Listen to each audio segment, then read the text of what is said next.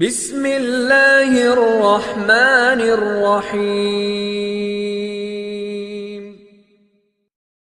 دین اللہ کا ایک پاک نظام ہے زندگی گزارنے کے لیے اور آخرت بنانے کے لیے، پاک نظام۔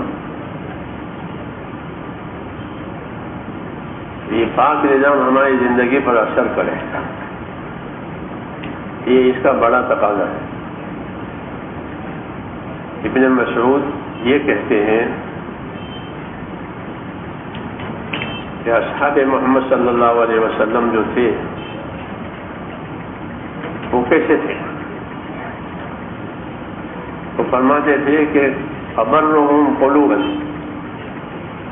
کہ یہ حضرات دلوں کے بڑے پاک تھے۔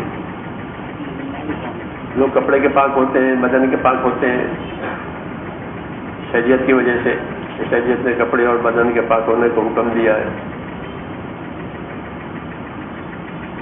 تو فرماتے تھے کہ وہ دلوں کے حساب سے بڑے پاک، ابرہم قلوبا۔ یہ مثال ہے کہ دین پاک تو اس کی پاکی کا یہ اثر آیا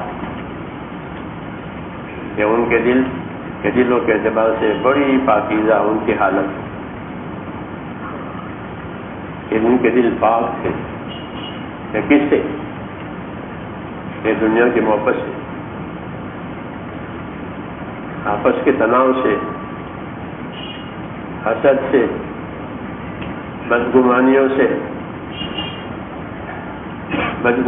سے، لالچ سے، یہ تمام چیزیں جس کو دنیا میں پسند نہیں کی جاتی اور اللہ کے یہاں بھی پسند نہیں کی جاتی، اس سے ان کے دل پاک تھے۔ ابرہم قلوبا، یہ طبقہ ایسا تھا کہ جو دلوں کے لحاظ سے بہت پاکیزہ، یہ بڑی بات، اس پر دھیان نہیں ہوتا، اس پر دھیان نہیں ہوتا کہ دل میں پاکیزگی آئے، کہ اللہ کون سی پاکیزگی دیکھنا چاہتا ہے دلوں کی۔ دلوں کے اندر سے دوسری چیزیں جو اللہ کو ناپسند ہے کہ وہ نکل جائے، کیوں کہ اللہ کا کام کرنا ہے، تو اللہ تو اوپر سے بھی دیکھیں گے اور اندر سے بھی دیکھیں گے، صورت کو بھی دیکھیں گے، حقیقت کو بھی دیکھیں گے۔ لوگ صورت کو دیکھتے ہیں کیونکہ ان کی حقیقت تک نظر نہیں جاتی، اور اللہ کہ اللہ تو تمہاری صورتوں کو بھی دیکھتے ہیں اور تمہارے اندر کو بھی جانتے ہیں۔ علیم بذات الصدور، تمہارے سینوں میں کیا ہے کہ وہ اللہ جانتے ہیں۔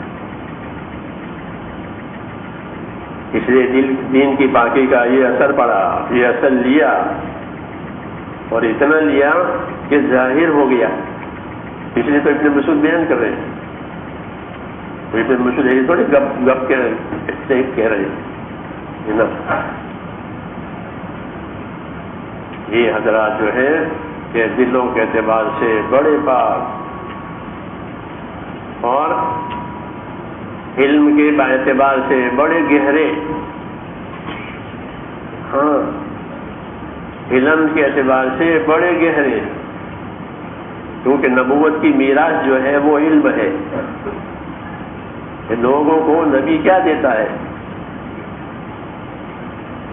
حدیثوں میں ہے کہ نبی مال نہیں دیتا لوگوں کو، اور نہ مال چھوڑ کے وہ مرتا ہے، تو کیا دیتا ہے؟ کہ لوگوں کو نبی علم دیتا ہے۔ اس لیے وہ علم میں بڑے گہرے تھے، حالانکہ انہوں نے کوئی دینی درسگاہ میں پڑھا نہیں ہے جیسے ہم پڑھتے ہیں ہم درسگاہوں میں،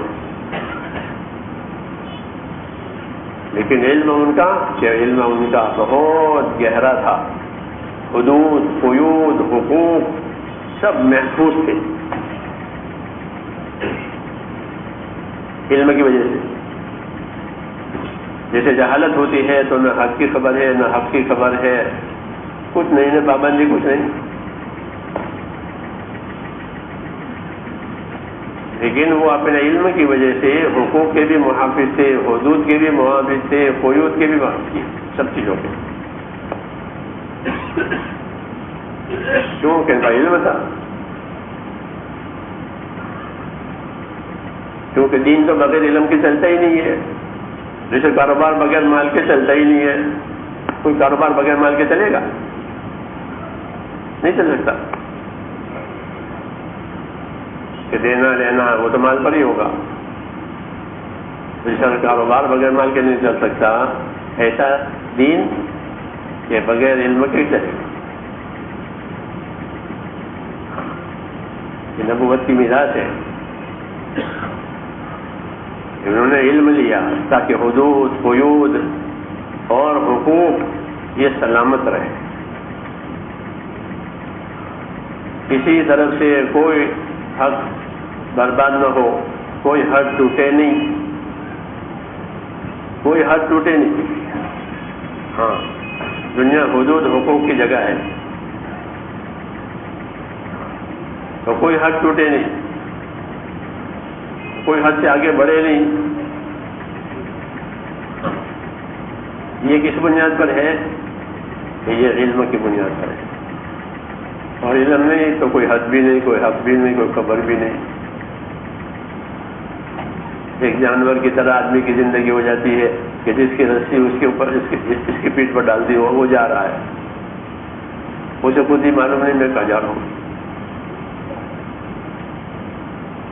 جی ہاں، ویسے کسی کے ہاتھ میں نہیں ہے، پہلے وہ پابند بھی نہیں ہے، ایسا ابن مسعود یہ کہہ رہے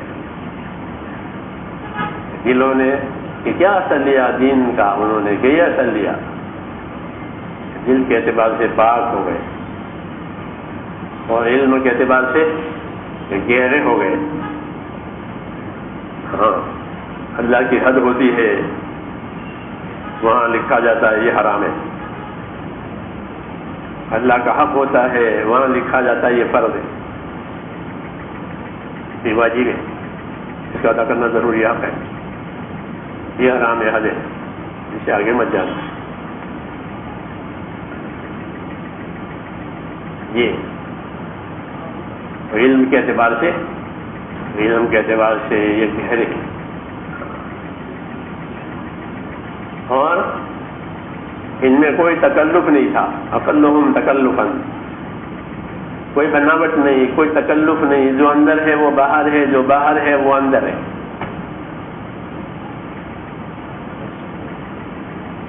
یہ اقلہم تکلفا، یہ تکلف نہیں، کوئی بناوٹ نہیں، اندر باہر ہے۔ یہ ان کی سیرت کا خلاصہ بتایا تھا، ان میں یہ صفتیں تھیں، کام ہو، حرکت ہو، محنت ہو، تو یہ چیزیں صفات پیدا کرتی ہیں۔ کام صفت پیدا کرتا ہے، چور چوری کرتے کرتے چور ہو جائے گا، ابھی صفت اس کی ہو گئی، جھوٹ بولتے بولتے جھوٹا ہو جائے گا، سچ بولتے بولتے سچا ہو جائے گا،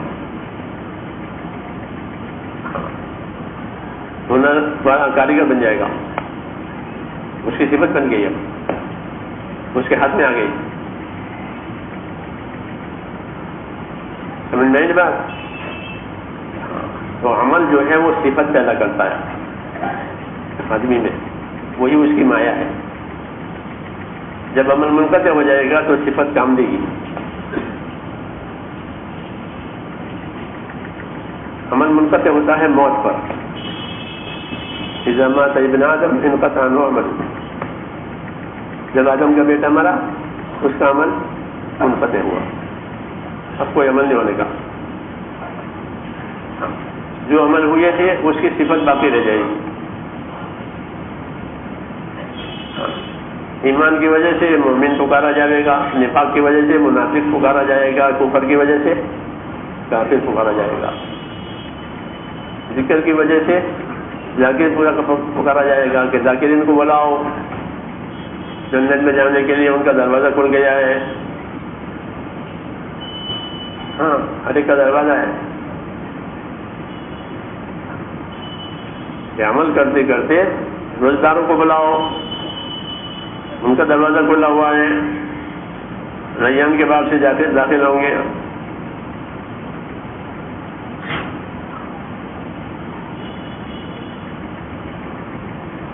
یہ مثال ہے کہ عمل کرتے کرتے کہ وہ ایک صفت پیدا ہوتی ہے اندر، اسی کے ساتھ وہ جائے گا دنیا سے.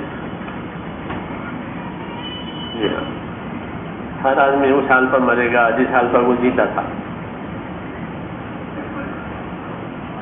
عمر رضی اللہ عنہ کا مشہور قول ہے، جس حالت میں آپ جیو گے اس حال میں مرو گے، جس حال میں مرو گے اس حال میں اٹھو گے.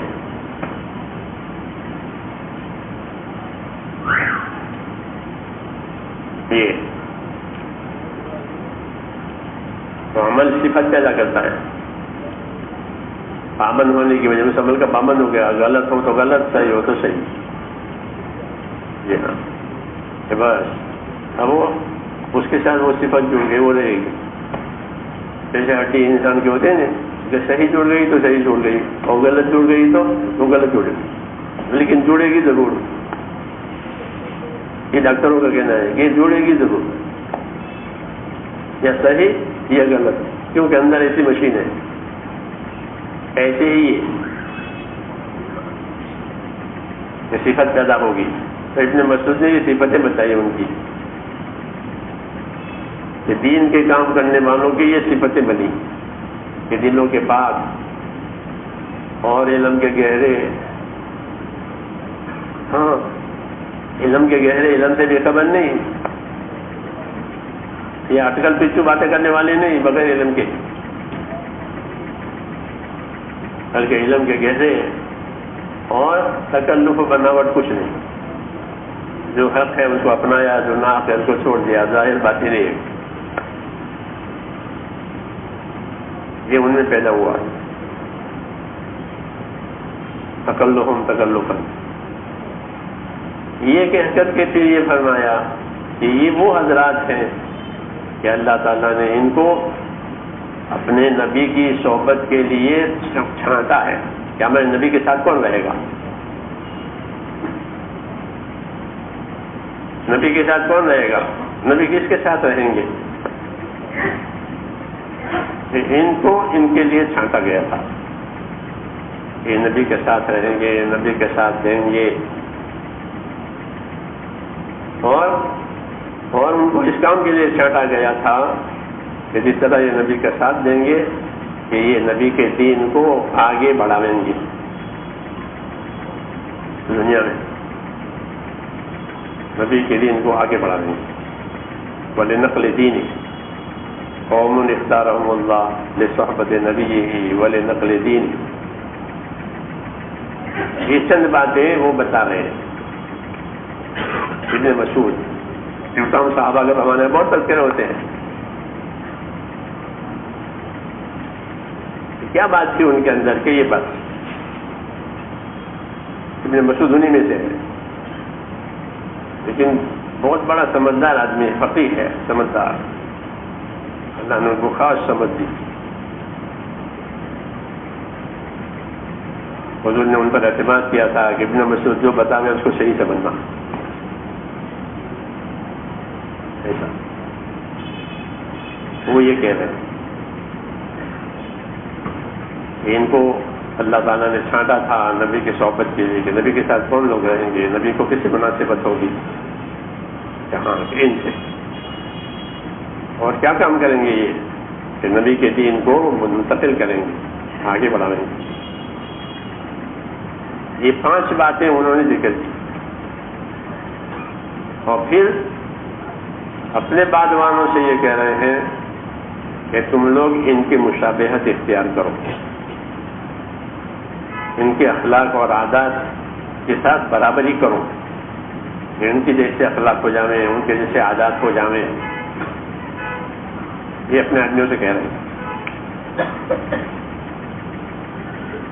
سمجھ میں نہیں بات؟ تشبہوا بخلائقکم، کہ ان کے اخلاق سے، ان کے عادات سے مشابہت اختیار کروں، کہ ان جیسے عادات بنے، ان جیسے اخلاق بنے، ان جیسا ماحول بنے، ان جیسا ماحول بنے، ان جیسا معاشرہ بنے. اس لیے ان والی ترتیب کو، یہ ترتیب اختیار کرو. اپنے بادوانوں سے کہہ رہے، ہاتھلی سے جو ان کہہ رہے ہیں ان سے کہہ رہے ہیں. اور یہ کہہ کر کے قسم کھا کر کے یہ بات کہہ رہے ہیں کہ خدا کی قسم جو کعبے کا پروردگار ہے، کہ میں اس خدا کی قسم کھا کر کہتا ہوں جو کعبے کا رب ہے، یہ حضرات بالکل سیدھے راستے پر تھے اور ہیں.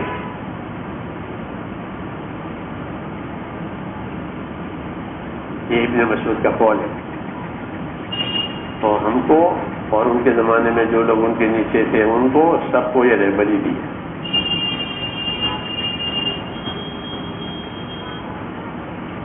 کہ ہمارا کام، ہماری محنت، ہماری ترتیب کوئی انوکھی نہیں ہے، وہ پہلے سے چلی آ رہی ہے، ایسی بنانی ہے. ہاں ایسی بنانی ہے. اس لیے وہ اپنے ہاتھ نیچے آدمی جو ان کے تھے ان کو بتا رہے کہ ایسے بننا تم. ارے وہ تو قریب تھے، وہ تو قریب تھے، انہیں کے ہاتھ نیچے وہ سب کچھ لیتے تھے، پڑھتے تھے، سیکھتے تھے. ان سے کہہ رہے کہ تم ایسا بننا، کہ ان کے اخلاق اور عادات سے کے ساتھ اپنے اندر برابری پیدا کرنا. اس لیے کہ خدا کی قسم وہ بالکل سیدھی راہ پر ہے.